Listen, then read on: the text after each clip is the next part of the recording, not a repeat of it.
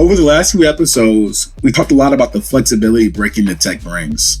For some, it allows more time with family. For others, it solves in the outdoors. But the flexibility about where and how you work might have additional benefits and challenges that surprise you. Although big cities once boosted the rise of tech companies, the ability to work from anywhere changed the game. So when you're breaking into tech, do you need to live in one of these tech hubs? Which option brings more perks? Remote work or on-site? And are the salaries still the same? Hi, my name is Will Newsom, and you're listening to Tech Start. In this show, we explore the realities of changing careers and getting into tech. And in this episode, we will talk to Daniel Odegaard, a senior recruiter at TripleTen. He'll tell us if tech rookies should pack their bags or sit tight, or maybe a little bit of both.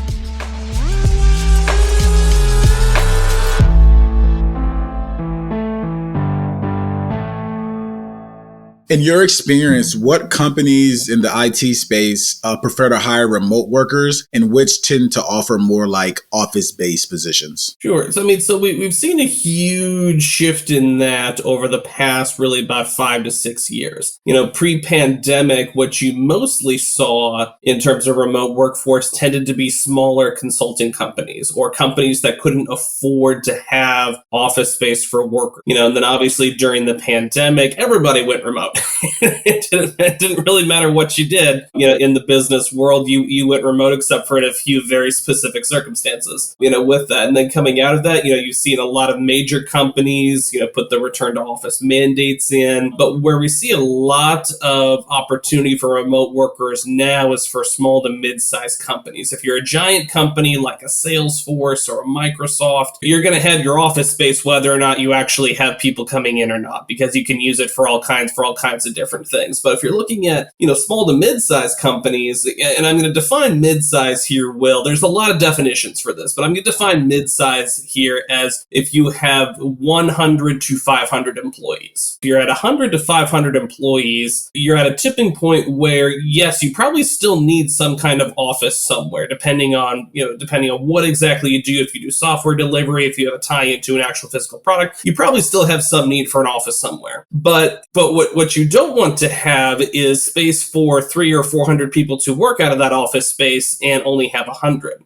And so we've seen a huge shifts in the commercial real estate space, actually, where a lot of these mid-sized companies have very aggressively downsized their office presence and really shifted most of their workforce. Unless there's a huge need for those folks to come and be on site, they're not going to have them on site. And so they've really streamlined that. So there's tremendous opportunity for smaller companies that really don't want to invest in a commercial real estate footprint for their office unless they really need to, and at that mid-sized level company as well. I think that's where we're seeing a lot of the opportunities right now for remote workers. Okay, awesome. That was a great breakdown. I know society in whole, we all know about the gender pay gap. Is there such thing as a location gap? Let's say like two coders, they both have like same level of experience. One is primarily in office and one is remote. Are any of those two like going to get paid more than the other depending on where they work at? There's not a neat answer to this because there are some companies that have a location-based compensation philosophy, meaning that, let's say, Will, if you and I are doing the same job and you're based in San Francisco and I'm based in, let's say, Albuquerque, New Mexico, for example, because of cost of living differences from where you are versus where I am, you would get paid significantly more because cost of living in California is crazy. Yeah. Not saying New Mexico can't have some expenses, but it's very different. Yeah. But you have other kinds of comp philosophies within organizations that I think you're seeing more come to the forefront, and that's where it's more of an objective value based on the work being produced or work being done. And you see this more now with remote companies where they're assigning a value to the amount of work or productivity that they expect out of a particular role at a particular level within the organization, and they adjust their salary or pay bands to fit that. So in that sense, it opens up some flexibility for them because, they can, in some ways, they can have greater cost control on some of those things because they can just come out of their job posting and say, hey, we're hiring for this position. This is, whether if it's in remote or office, this is what we paid, this is what it is. And there can be a lot of transparency there, for good or for ill, whether or not it's actually market competitive for where they're based out of. And really, that can also vary quite a lot, even within your large companies, your Fortune 500s, to your small to mid-sized companies, to your startups as well. And some of that can even be tied back to how the company that they're applying to is funded. Because if you think about that, if they have a lot of VC money and they're rich in money with that, they may not necessarily care for the next 3 years, who they're paying what, with that, because they got money to burn. They may not care. However, if it's more of a bootstrap startup, every dollar matters. And so they may even be more willing to hire someone who's remote, but then they might also pay a little less with that, because that's just what they're able to offer. So there's a full spectrum on this whole issue of pay gaps and pay transparency that is a really difficult one to solve and really difficult one for job seekers to navigate. Okay. Off of remote for a second, what are the benefits to working in office full time? It depends on the person's seniority is where I think is where you really see the benefits. Really matches a traditional bell curve. So if you think about people who are like the entry level to their career, and I'm going to define entry level, Will, as 0 to 3 years of experience into their chosen career. That's how we'll define this. For those people in that early career stage, there can be a lot of value to being in the office face to face, because oftentimes you can build relationships with your more experienced peers or mid-level employees. You can get more face-to-face time with your manager. Can be a lot easier. If I'm sitting in my office here in Rochester, Minnesota, but our corporate office, for example, were to be in New York, for example, I can't just swing by my manager's office and say, hey, say, I got an issue. Can we talk about this? If you're in office, you can do that. Yeah. And so there's a lot of interpersonal things that you can, to some degree, I'll use the word mentorship, but I think that word's really overused a lot. There's a lot of interpersonal things that you can't really replicate in a full remote work environment. That's really valuable for an entry-level employee. However, the more experienced you go, you could argue there's less and less value to that, because as you have more experience, you know how to handle your day-to-day job, may have less need for those kinds of unscheduled interactions with those things. So as you get more into the middle part of your career where you're a lot more experienced, you know what you're doing,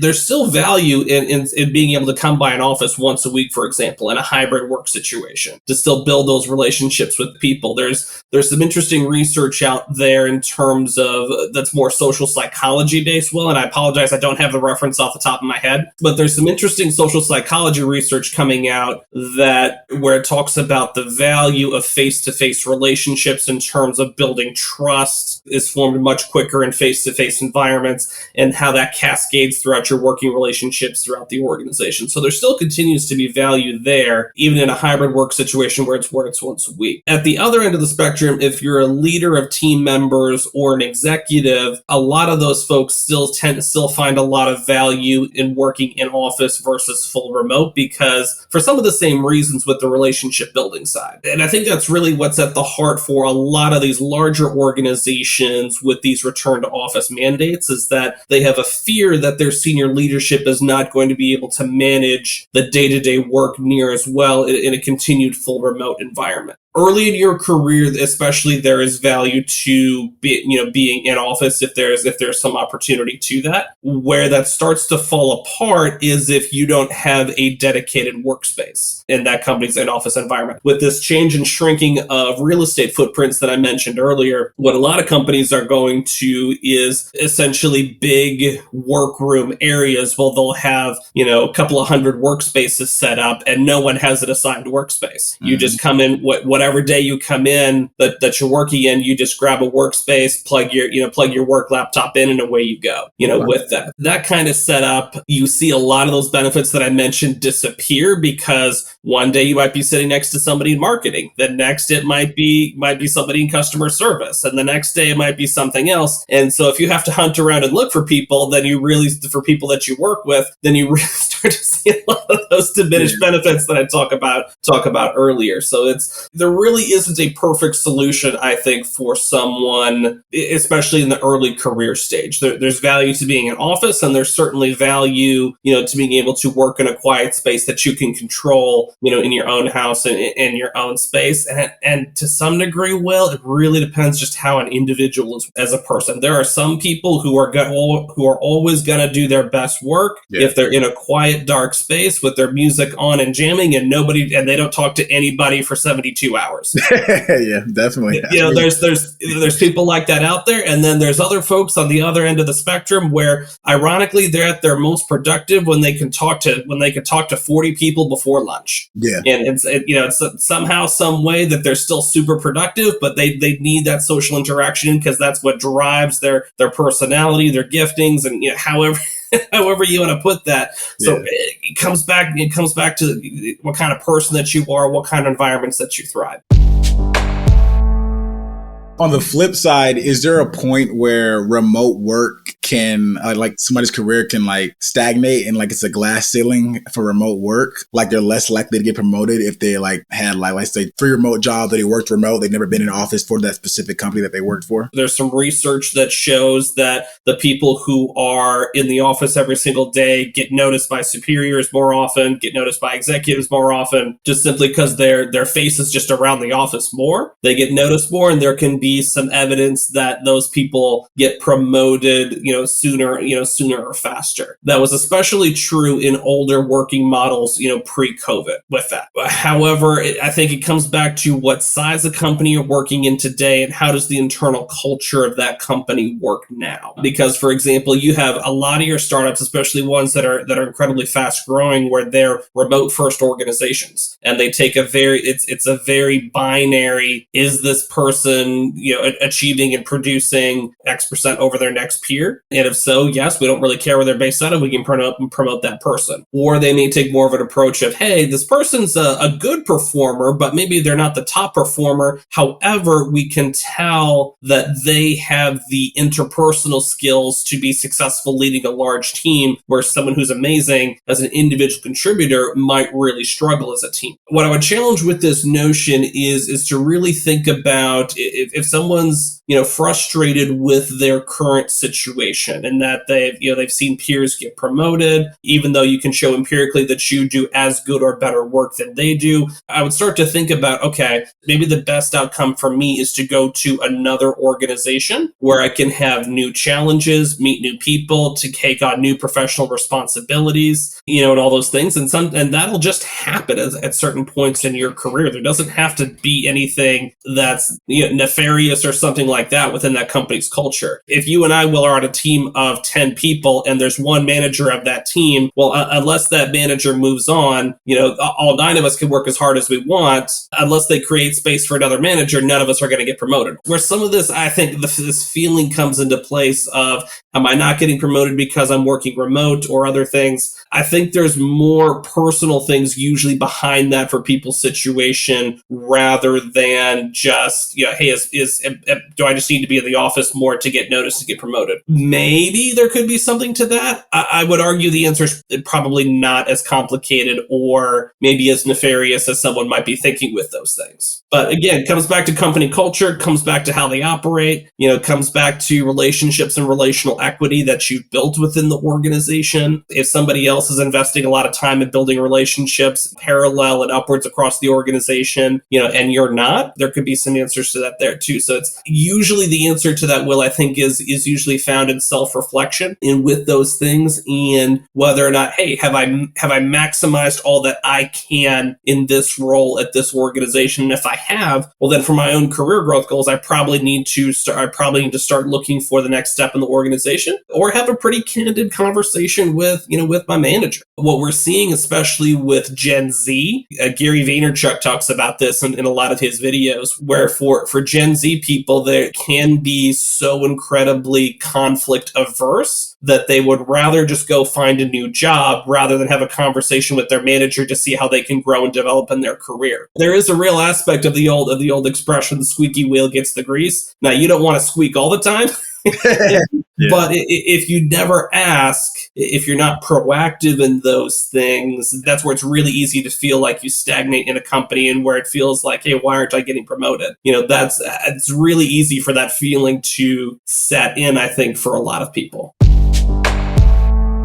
Give us a quick update on what cities in the United States are considered like tech hubs. Ignoring the obvious ones like your Austin, Texas, your San Francisco's, your Seattle, Washington's, we're seeing a lot of interesting growth in kind of your next tier down of cities. So I'm going to ignore Chicago, I'm going to ignore New York and those large metropolitan areas, and think about, harken back to our earlier conversation of cost control for companies, and where a lot of startups are flocking to are these mid-sized college towns where it's a relatively cheap cost of living, but a pretty educated workforce in the areas around them. So there's one of the really popular ones right now that I thought was interesting when I was researching this was Fayetteville, Arkansas, which is the capital of Arkansas there. It's a huge college town, but you also have the presence of a couple of Fortune 500 companies, such as Walmart, for example, is based nearby there. Now, most people wouldn't think about Walmart in the context of a tech company, but if you think about e-commerce and all the things that they have to be involved with there, that naturally creates a lot of tech jobs. Again, cheap cost of living there, cheap cost of real estate if they want to have an office there,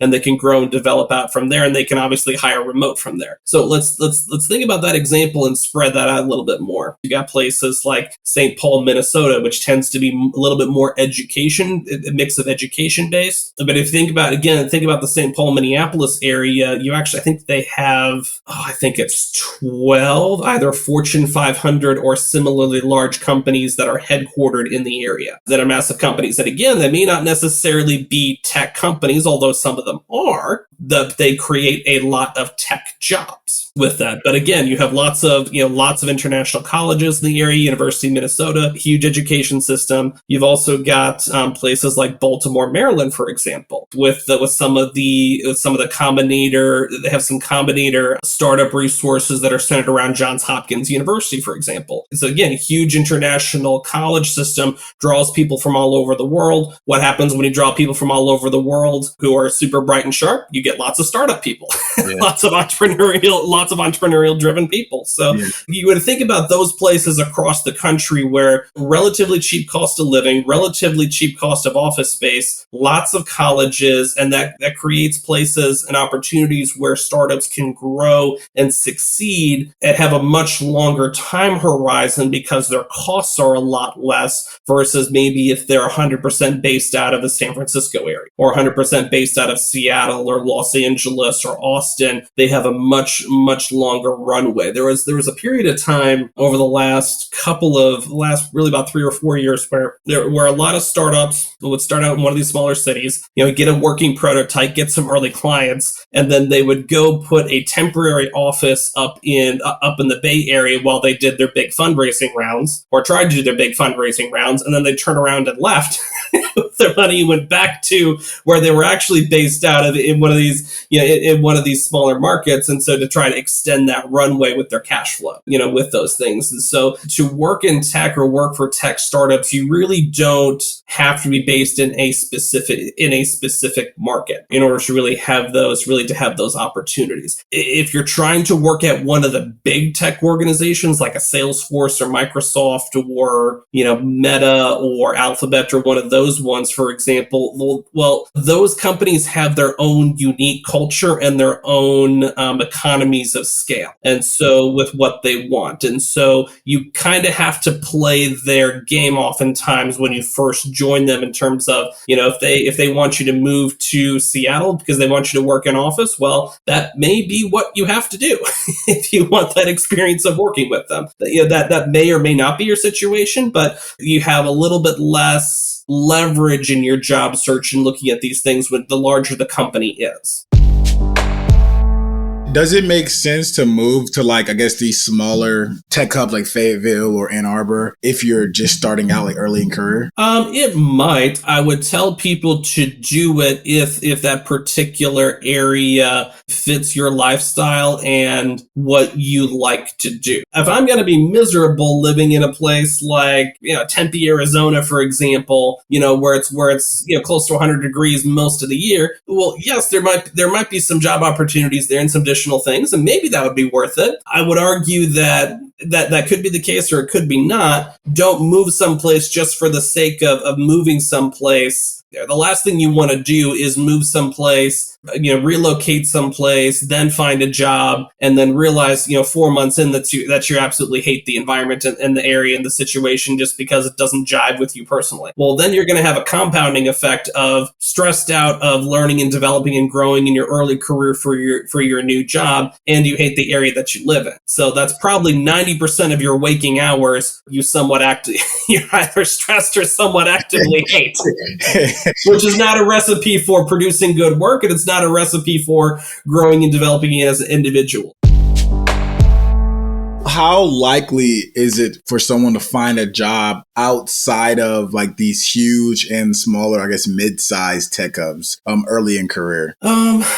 Last year, the Wall Street Journal came out with an article where for jobs that were advertised as full remote was only about, I think it was like 15 or 20% of the total job market were advertised as full remote jobs. Yet, those jobs received over half of all job applications, which should blow everybody's mind. So the earlier you are in your career, the less track record you have to pull on to be able to show in your resume and in the interviews that you're not only a good candidate for the fit, a good candidate for this particular position, but being able to point to and say, hey, this is how I can be successful here, and this is how I can help you achieve your organizational objective. So that becomes a correspondingly more difficult prospect for someone who's in an early career situation, but it's not impossible because as I mentioned earlier, with a lot of your small to mid-sized companies, they're hiring for more and more remote workers all the time with that because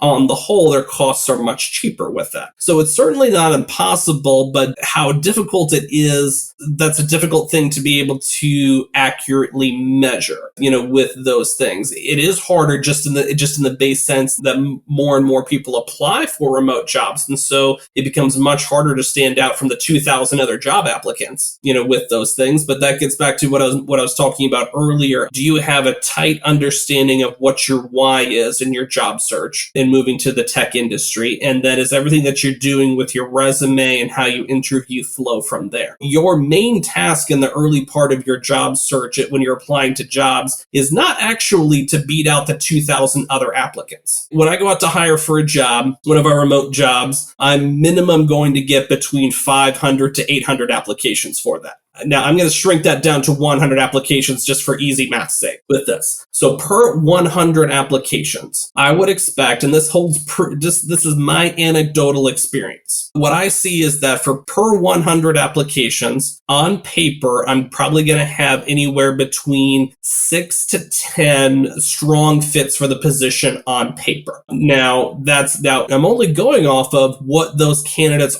can present to me on paper, where a lot of people make mistakes on this. And so for the other 90% of people, for those other 90 people, probably 70 of them are wildly unqualified for the job. It's people who have set up some kind of auto application where anytime a job gets posted with these certain keywords, you're using a tool that automatically applies for them, which is not a good way to job search. But 70 of those 90, as I mentioned, that are not good fits, at least by what's showing on paper, are people who are wildly unqualified, or they're people who haven't really thought about how to communicate their experience on paper and don't really understand what a resume is. A resume is not simply a list of accomplishments and prior workplaces. A resume is a marketing document.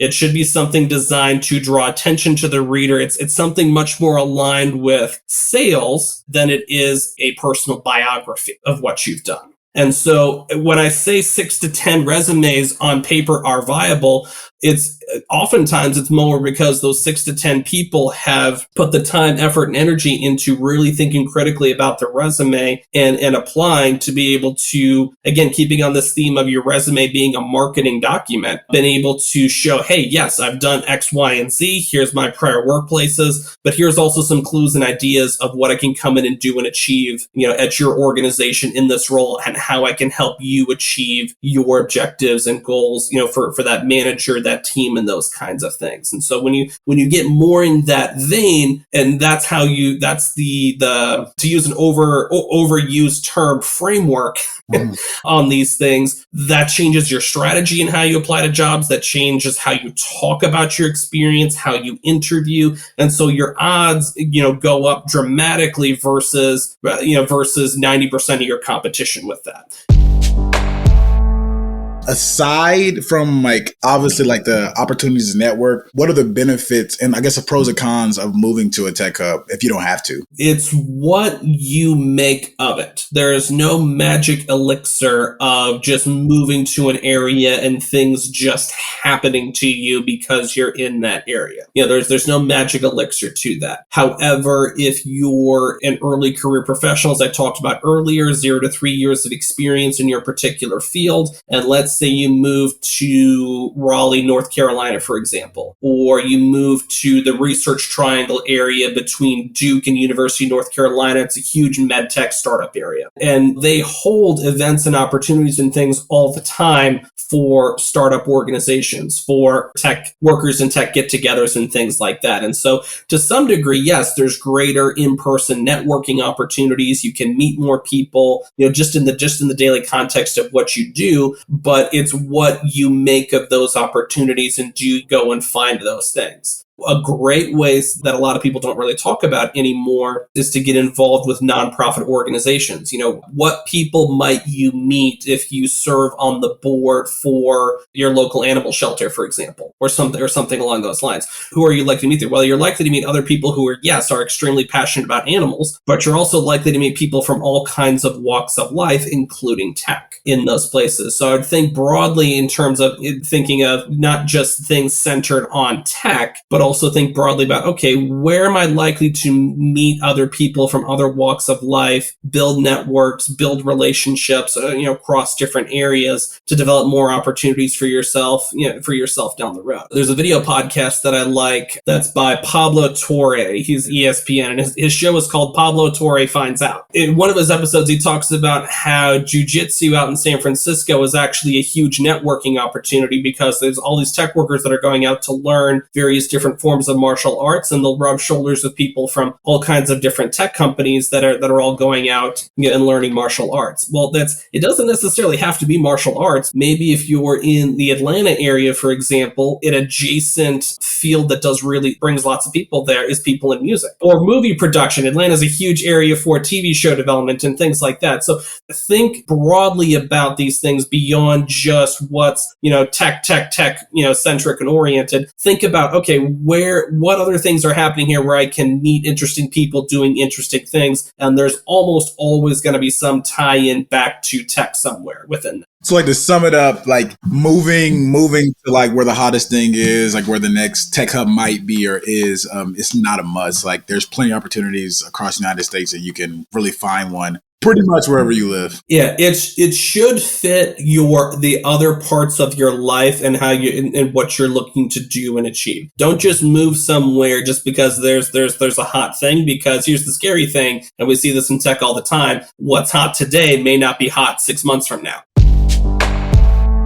Do you have any final pieces, or maybe some final, I guess, some advice to maybe early tech, or maybe it could be any mid stage, late stage people that are working in tech? Any advice you would give to them being a recruiter? I'm roughly 12 years into my recruiting career altogether, plus or minus a couple of months. If I was to go back and start a brand new career track, here's a couple of things that I would do and really think about before I start doing those things. things. One, as I already mentioned, I'd really think long and hard about what's my why with changing careers or that kind of thing. Really understand that. Is it that I'm looking to make more money? Is it a career growth thing? Is it that I want to eventually lead a team? Or maybe I'm at a really large company and I want to work for a smaller company where my day-to-day work has greater impact. Really understand what your why is, and then build your resume and your job search patterns and behaviors around those things. And then personally, what my strategy would be, and this is